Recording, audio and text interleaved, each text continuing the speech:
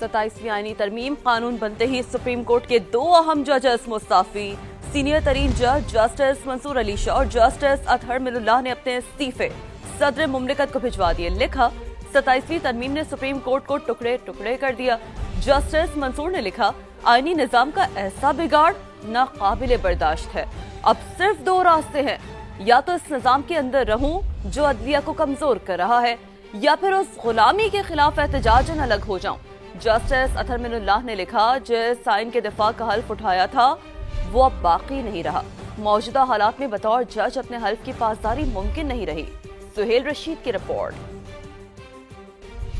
27वीं आईनी तरमीम मंजूर होते ही सुप्रीम कोर्ट के 2 जजेस ने इस्तीफा दे दिया। सीनियर तरीन जज जस्टिस मंसूर अली शाह और जस्टिस अतहर मिनुल्लाह ने इस्तीफे सदर मुमलिकत को भिजवा दिए। जस्टिस मंसूर ने अहमद फराज की नज्म को इस्तीफे का हिस्सा बनाया। मेरा कलम तो अमानत है मेरे लोगों की, मेरा कलम तो अदालत मेरे जमीर की है, इसीलिए तो जो लिखा तपा के जां से लिखा, जभी तो लोच कमा का जबान तीर की है। मैं कट गिरूं के सलामत रहूं, यकीन है मुझे कि ये हिसारे सितम कोई तो गिराएगा।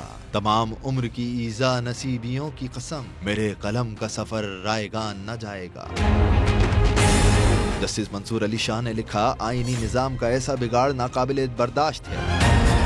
जस्टिस अतहर मिनुल्लाह ने भी इस्तीफे में अपने पूरे अदालती करियर का हवाला देते हुए लिखा, जब जब जज का मनसब संभाला हर बार एक ही वादा किया कि मेरा हल्फ बुनियादी तौर पर आइन से वफादारी का है। मेरा वादा किसी आइन के ताबे होने का हल्फ नहीं, आइन की पासदारी का था। मगर अब वो आइन ही बाकी नहीं रहा जिसका हल्फ उठाया था। अदालती चूहे पहने रखना महज रस्मी बात नहीं, ये अवामी एतमाद का इजहार होता है, इसलिए अपने मनसब से मुस्ताफी होता हूँ। वज़ीर दिफा ख्वाजा आसिफ का कहना है कि आधी रात को 1 घंटे में 52 कानून पास करने वाले हमें ताना दे रहे हैं। एक्स पर जारी बयान में ख्वाजा आसिफ ने कहा, असेंबली तोड़ने वाले हमें आईनी तरमीम और कानून साजी पर ताना दे रहे हैं। इखलाक बाख्ता लोग पाक दामनी पर लेक्चर दे रहे हैं। ख्वाजा आसिफ ने मुस्ताफी जज मंसूर अली शाह की जानिब से इस्तीफे पर लिखे शेर को हत्वे तनकीद बनाते हुए कहा, यह शेर उस वक्त याद ना आया जब इंसाफ का कत्लेआम हो रहा था। जजों का एक टोला मिलकर सियासी मफादात का मुहाफिज बना हुआ था। ये जजेस आइन और कानून के बजाय किसी के सियासी मफादात के मुहाफिज थे, सियासी पार्टी के वर्कर बने हुए थे। शेर लिखने से पहले अपना माजी याद कर लेते। आर्मी चीफ अब चीफ ऑफ डिफेंस फोर्सेस भी होंगे। ओहदे की मुद्दत 5 साल होगी, जो नोटिफिकेशन जारी होने के दिन से ही शुरू हो जाएगी। कौमी असम्बली में आर्मी एक्ट तरमीमी बिल मंजूर, ऐवान ने एयरफोर्स एक्ट और नेवी एक्ट में तरमीम भी मंजूर कर ली है। ज़हीर अली खान की रिपोर्ट।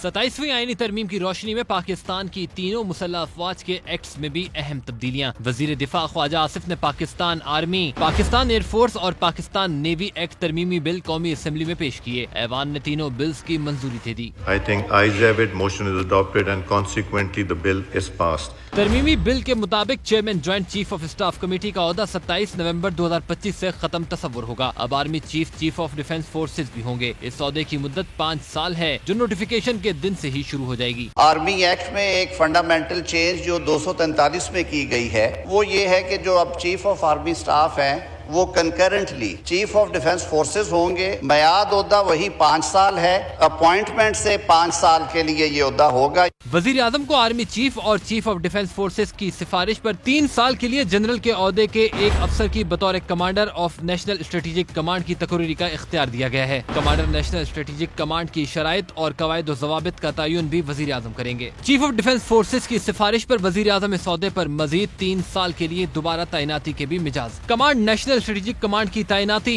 दोबारा तकरीरी या तोसी को किसी भी अदालत में चैलेंज नहीं किया जा सकेगा। आर्मी एक्ट में रिटायरमेंट की उम्र, सर्विस की मयाद और ओहदे से हटाना कमांडर नेशनल स्ट्रेटेजिक कमांड पर लागू नहीं होगा। वो बतौर जनरल पाकिस्तान आर्मी में अपनी खिदमत सर अंजाम देंगे। General of Pakistan field marshal के ओहदे पर तरक्की के बाद जेली सेक्शन 2 के तहत खिदमत अंजाम देंगे। वफाकी हुकूमत को चीफ ऑफ डिफेंस फोर्सेज के फराइज के तयन का तो इख्तियार दिया गया है, अलबत्ता मल्टी डोमेन एरियाज में इनकी जिम्मेदारियों को महदूद नहीं कर सकेगी।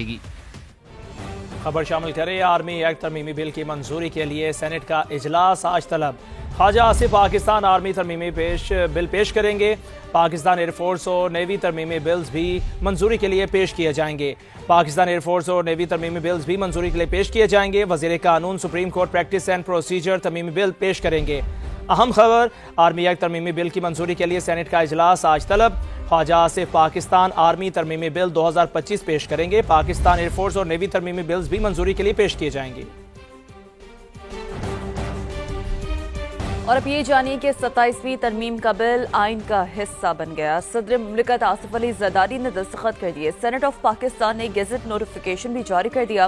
پارلیمنٹ کے دونوں ایوانوں نے 2/3 اکثریت سے ترمیم کی منظوری دی۔ اپوزیشن کا احتجاج، شدید نعرے بازی، ایجنڈے کی کاپیاں پھاڑ دیں۔ بہزاد سلیمی کی رپورٹ۔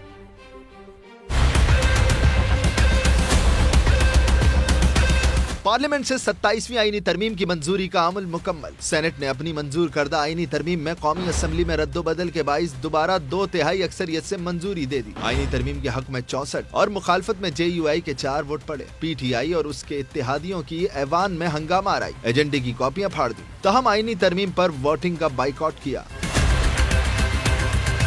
وزیر قانون اعظم نذیر تارڑ نے 27ویں آئینی ترمیم کا بل سینٹ میں پیش کیا تو PTI کے علی ظفر نے اپنے منحرف رکن سیف اللہ عبڑو کی اہلیت کو چیلنج کیا، جبکہ کامران مرتضیٰ نے JUI رکن احمد خان کے پارٹی سے انحراف کا معاملہ اٹھایا۔ نائب وزیر اعظم اسحاق ڈار نے انہیں مدلل جواب دیا، جس کے بعد چیئرمین سینٹ نے PTI اور JUI کے اعتراضات کو مسترد کر دیا۔ سیف اللہ عبڑو اور احمد خان نے ایک بار پھر ترمیم کے حق میں ووٹ دیا۔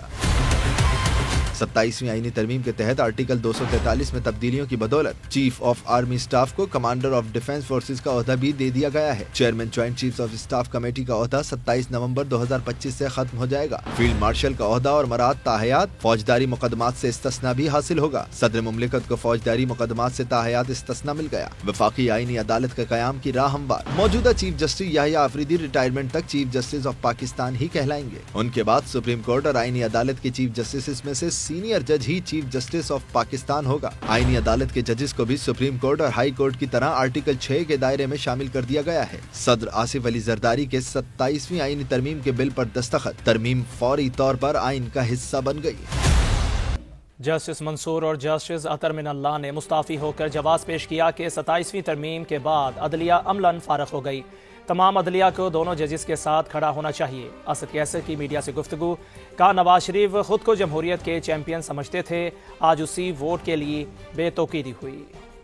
جسٹس منصور علی شاہ اور جسٹس اطہر من اللہ نے جواز بتایا ہے کہ 27ویں آئینی ترمیم کے بعد جو ہے نا جوڈیشری جو ہے نا وہ فارغ ہو گئی ہے۔ تمام جوڈیشری کو معزز جج صاحبان کے ساتھ کھڑا ہونا چاہیے۔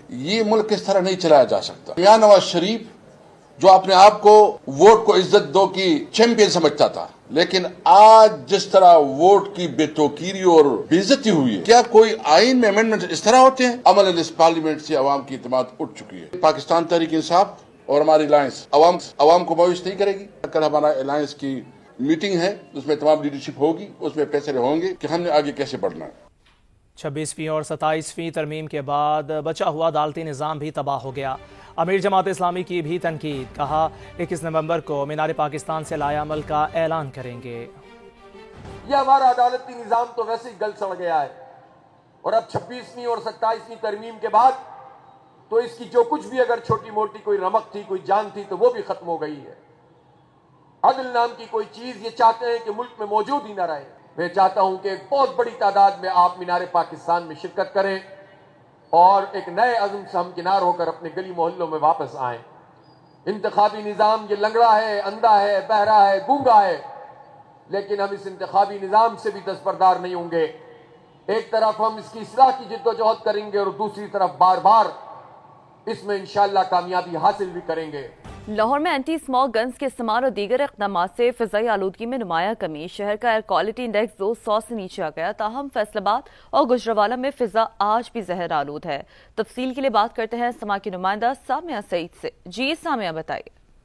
جی بالکل، لاہور کے ایئر کوالٹی انڈیکس میں آج بہتری ریکارڈ کی جا رہی ہے۔ اس وقت لاہور کا اوس AQI 199 تک ریکارڈ کیا جا رہا ہے۔ البتہ جو پنجاب کے دیگر اضلاع ہیں جس میں فیصل آباد کا AQI 600 سے تجاوز کر گیا ہے، جبکہ گجرانوالہ کا ایئر کوالٹی انڈیکس بھی 400 سے تجاوز کر گیا ہے۔ البتہ اینٹی اسموک گنز آپریشن اور اس کے ساتھ ساتھ جو دیگر گورنمنٹ کی جانب سے پالیسیز مرتب کی گئی ہیں ان کی وجہ سے اس کے مثبت نتائج جو ہے وہ سامنے آ چکے ہیں، کیونکہ لاہور کا ایئر کوالٹی انڈیکس 200 کی حد کو ابھی تک کراس نہیں کیا۔ لاہور کا جو موسم ہے اس میں خنکی جو ہے اس میں اضافہ ہو گیا ہے، درجہ حرارت کم ہو گیا ہے، تو ہلکی سردی کا بھی احساس ہوتا ہے۔